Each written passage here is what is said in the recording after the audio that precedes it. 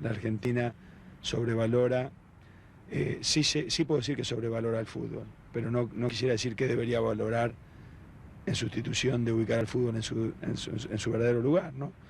Yo creo que sí, que lo sobrevalora el fútbol, que le da una repercusión a los resultados totalmente inmerecida. Esto se convirtió en una actividad, casi en una industria, ¿no? Es un proceso, es un hecho creativo y tiene una dimensión profesional tan marcada que conspira contra la libertad del creador, ¿me entiende?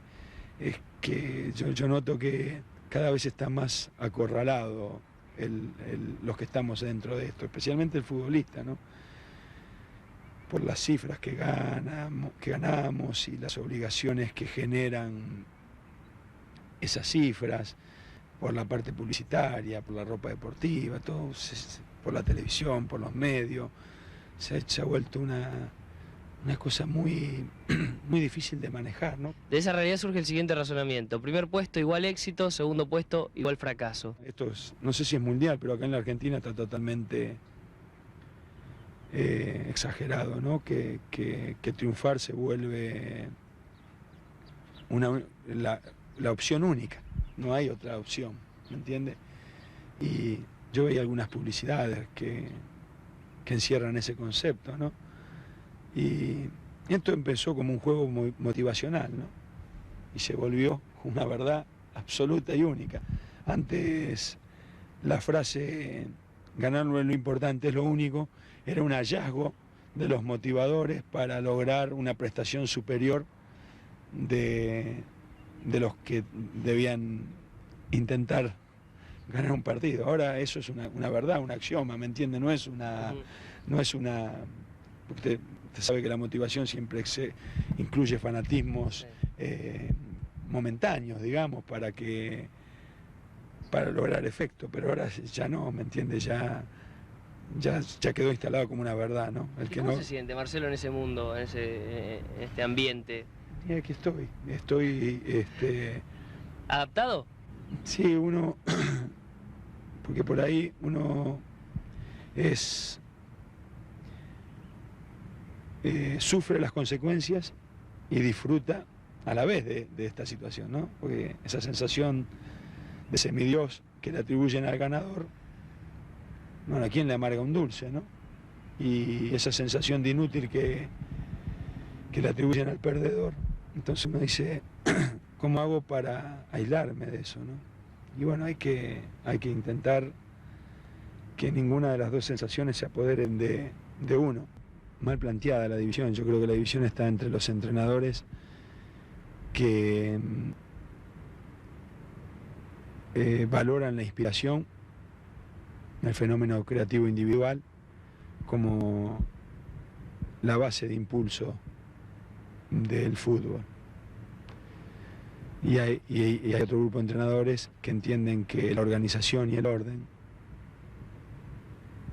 es la base de impulso del proyecto. Yo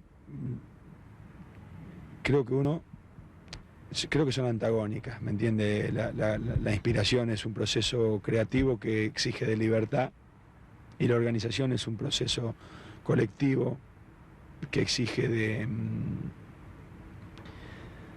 cierta disposición generosa para postergar las aspiraciones individuales y situarla en el proyecto colectivo. Por eso digo que son antagónicos. Usted no puede hacer convivir a ambas en plenitud. Una es a costa de la otra, en detrimento de la otra. Yo soy un hombre ordenado, soy un hombre que prefiere la organización a la libertad y el desorden que exige la inspiración.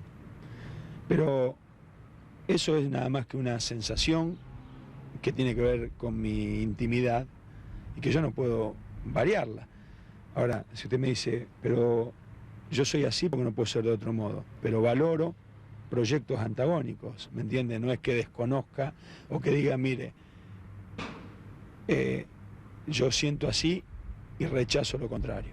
Yo siento así y valoro lo contrario en tanto y en cuanto lo contrario tenga un sustento que lo vuelva admirable al proyecto. Dicho de otro modo,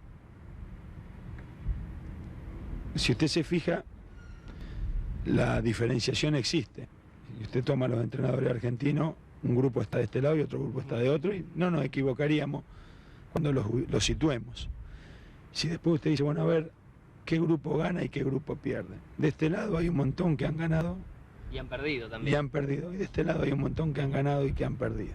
Lo que usted nunca va a ver es alguno de este lado que haya ganado con los argumentos del lado contrario.